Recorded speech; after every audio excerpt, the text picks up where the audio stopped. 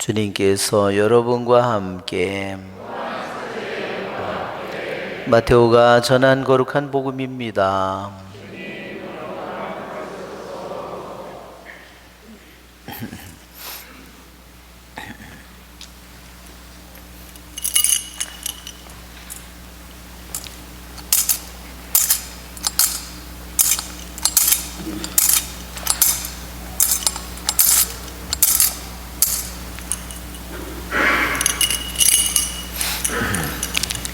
그때 예수님께서 제자들에게 말씀하셨다. 사람의 아들이 영광에 쌓여 모든 천사와 함께 오면 저기 영광스러운 옥좌에 앉을 것이다. 그리고 모든 민족들이 사람 아들 앞으로 모일 터인데 그는 목자가 양과 염소를 가르듯이 그들을 가를 것이다. 그렇게 하여 양들은 자기 오른쪽에 염소들은 왼쪽에 세울 것이다.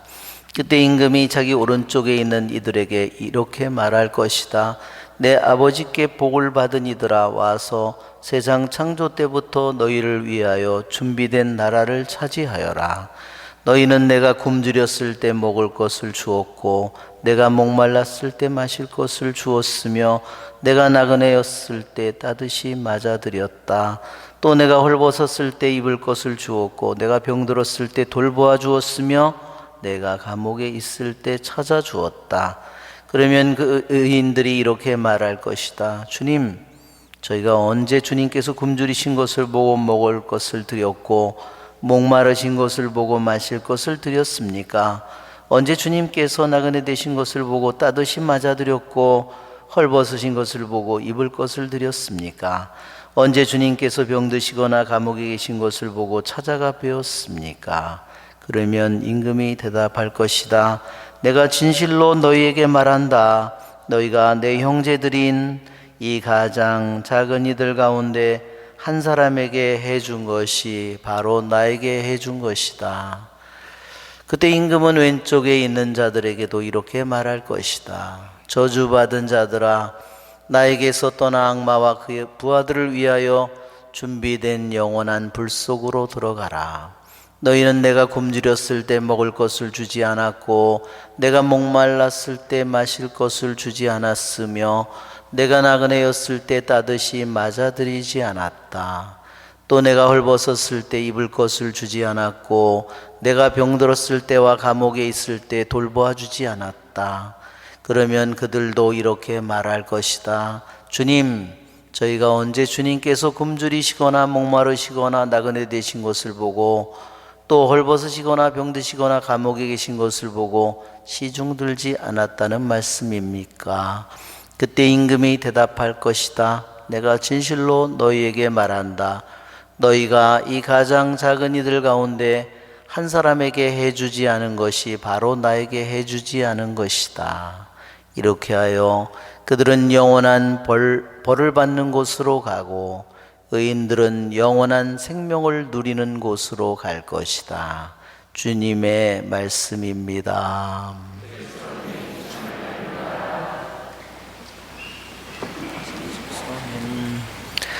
참 예수님, 오늘은 그리스도 왕 대축일입니다. 우리 교회의 달력은 오늘이 말하자면 교회 달력의 마지막 날이라고 할 수 있습니다.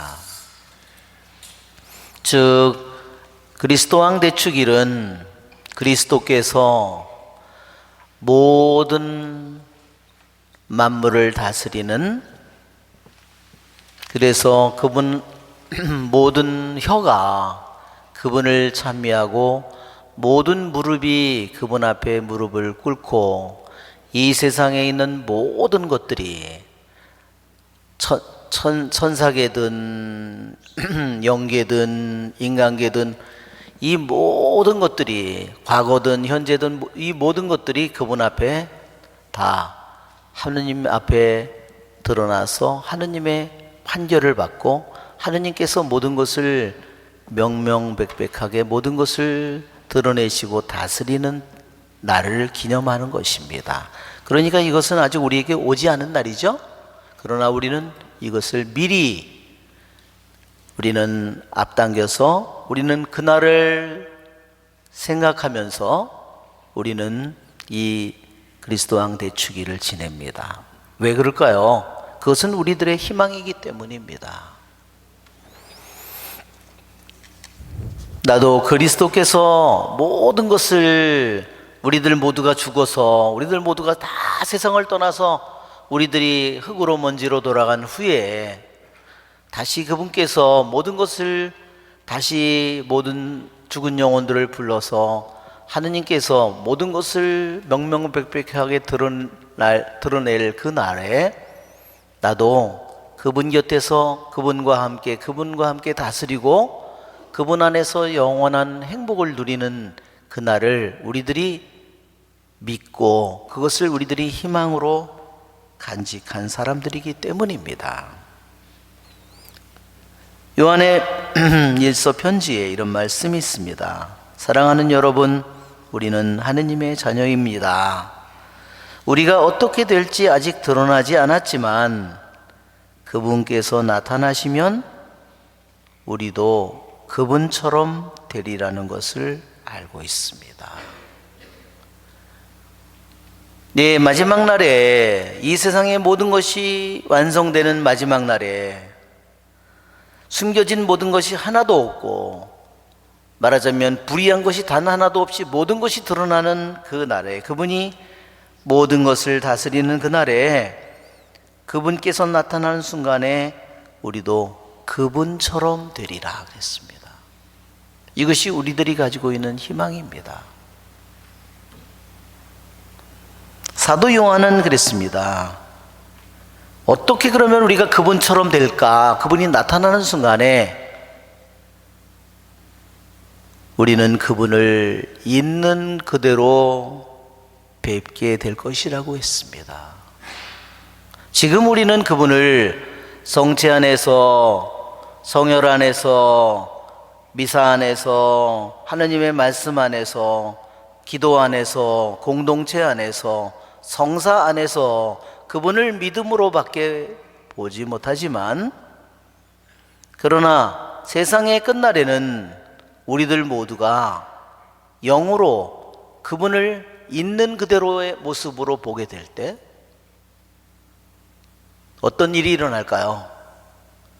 우리는 사도 요한은 우리에게 얘기해 줍니다. 그분을 있는 그대로 보게 될 때 그분을 믿고 그분에게 희망을 걸고 그분을 사랑한 영혼들은 그분의 모습으로 우리들 모습이 완성될 거라는 말이에요. 그분처럼 우리들이 변한다는 겁니다.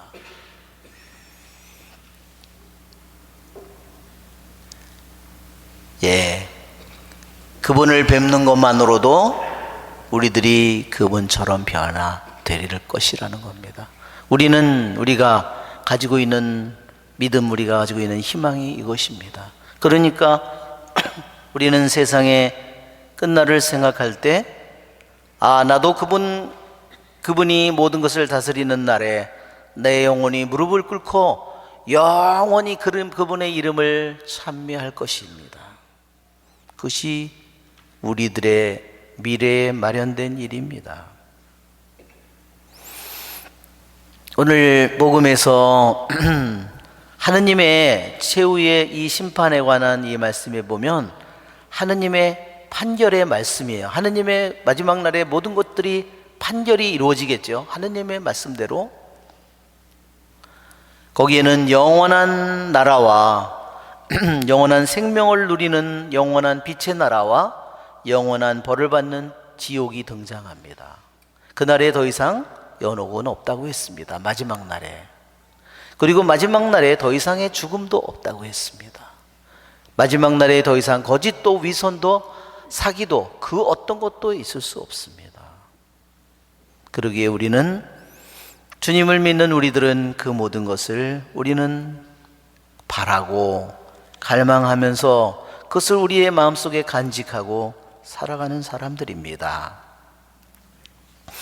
오늘 복음의 말씀의 판결은 예수님께서 말씀하신 것처럼 내 형제들인 가장 작은 이들에게 해준 것이 바로 나에게 해준 것이다.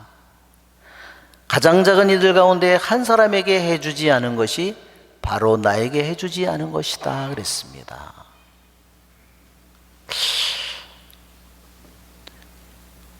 왜 그럴까? 왜 판결에 하느님의 우리의 모든 일생을 판결하는 그분의 판결의 말씀이 왜 이런 말씀일지 우리는 생각해 봐야 되겠습니다. 여러분, 내가 어떤 사람을 세상의 눈으로는 그 사람이 너무 부자고 재산도 많고 능력도 많고 땅도 많고 그러면 우리는 세상에서 이만한 인정을 받죠. 그런데 가난하고 병들고 그런 사람은 세상에서 너무나 무시당하기 쉽습니다. 그러나 그것은 세상의 눈이죠. 그러나 하느님의 눈으로 우리를 바라볼 때 그분은 어떻게 바라볼까요? 가장 있는 사람이라고 해서 그 하느님이 대단하게 보고 가난하고 없다고 무식하다고 해서 그 사람이 정말로 가장 보잘것없는 사람일까요? 그렇지 않을 겁니다.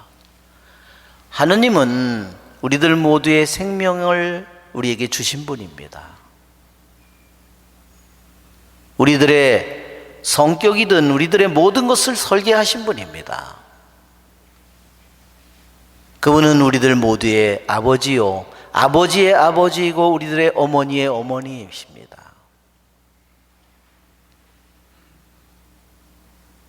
만일 우리들이 내가 주님을 모시는 사람으로서 내가 있는 사람에게나 지위가 높은 사람에게만 잘하고 나보다 못하고 없는 사람은 우리들이 무시하고 살아간다면 나는 하느님을 모시는 사람으로서 나는 하느님을 욕되게 하는 것입니다.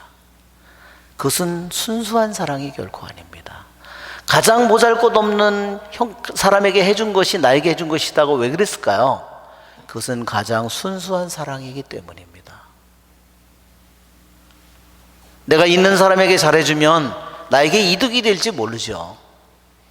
그러나 나에게 도저히 갚을 수 없는 사람에게 내게 해주는 것은 우리들이 하는 사랑 중에서, 인간이 하는 사랑 중에, 이웃에 대한 사랑 중에서 가장 순수한 사랑이라는 겁니다.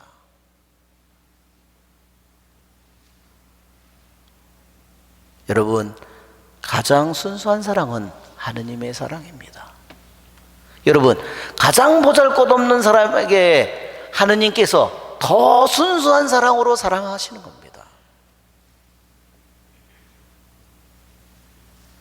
만일 내가 순수하지 못한 사랑을 많이 가졌다고 한번 생각해 보십시오. 그러면 하느님 앞에 갈 때 내가 그것을 어떻게 될까요? 내가 돈도 많고 세상에서 떵떵거리고 큰 소리도 많이 치고 재산도 많고, 그런데 하느님 앞에 갈 때는 내가 태워져야 될 것이 너무나 많다는 거야. 더러운 것이. 생각해 보십시오. 그렇죠? 왜 영원한 불 속으로 들어가냐? 왜? 태워져야 할 많은 더러운 것들을 가지고 있기 때문입니다.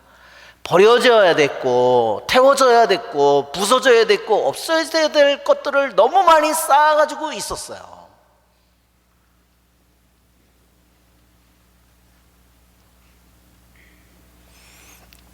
우리는 모두가 부자든 가난하든 우리들이 무식하든 뭐하든 우리들 모두가 하느님의 모습으로 우리들은 만들어졌습니다. 우리 골로새서 3장을 한번 우리 9절 읽어볼까요? 여러분은 옛 인간을 그 행실과 함께 벗어버리고 새 인간을 입은 사람들입니다. 새 인간은 자기를 창조하신 분의 모상에 따라 끊임없이 새로워지면서 참지식에 이르게 됩니다. 만일 우리들이 주님을 모시는 사람으로서 내가 옛 인간으로 계속 살아간다면 그것은 우리의 길이 아니에요. 우리는 우리를 창조하신 분, 그분의 모상이 어디에 있어요? 그분의 모상이, 그분의 모습이, 그리스도의 얼굴이 우리들 안에 있는 것입니다. 이 세상에서 가장 보잘것없는 사람에게 누구의 얼굴이 있어요? 그리스도의 얼굴이, 그리스도의 모습이 그 사람 안에 있습니다. 내가 가장 보잘것없는 사람에게 해줬을 때, 순수한 사랑을 베풀었을 때 내 안에 그리스도의 모습은 더욱더 순수한 모습으로 완성되는 것이고, 그 사람의 그리스도의 모습을 내가 참으로 주님을 믿는 사람으로서 내가 그분의 그리스도의 모습을 내가 존중하는 것입니다. 그러나 우리들이 그리스도의 모습을, 그리스도의 얼굴을 내가 계속 짓밟는다면 나에게 주님한테서 얻을 몫이 없습니다. 주님께서 우리들에게 가장 작은 이들에게 해준 것이 바로 나에게 해준 것이라고 했습니다. 우리를 창조하신 분의 모상에 따라서 그분의 얼굴을 우리들이 가지고 있습니다. 내 안에 가장 위대한 것이, 가장 큰 재산이 뭘까요? 나의 재산이 아닙니다. 그것은 내가 죽는 순간에 더 이상 나에게 아무런 도움도 되지 않을 겁니다. 오히려 나를 고발하는 증거가 될 겁니다. 왜? 남의 거를 내가 부정한 방법으로 가졌다면, 내가 가져서는 안 될 거를 부정한 방법으로 가졌다면 그 재물이 나를 고발하겠죠? 여러분, 우리들은 그리스도의 이 모습이, 그리스도의 모상이 우리들 안에 가장 위대하고 가장 값지고 가장 아름답고 가장 귀한, 하느님이 나에게 심어놓은 그분의 얼굴입니다. 여러분, 우리들 모두가 그리스도의 얼굴을 지니고 있음을 우리 주님께 감사드리고, 그리스도의 모습이, 그리스도의 얼굴이 하루하루 더 빨리 빛나는 모습으로, 더러운 오염으로 가득 찬 얼굴이 아니라, 짓밟힌 모습이 아니라 순수하고 빛나는 모습으로 완성되어 가기를 우리 함께 기도하고 노력합시다.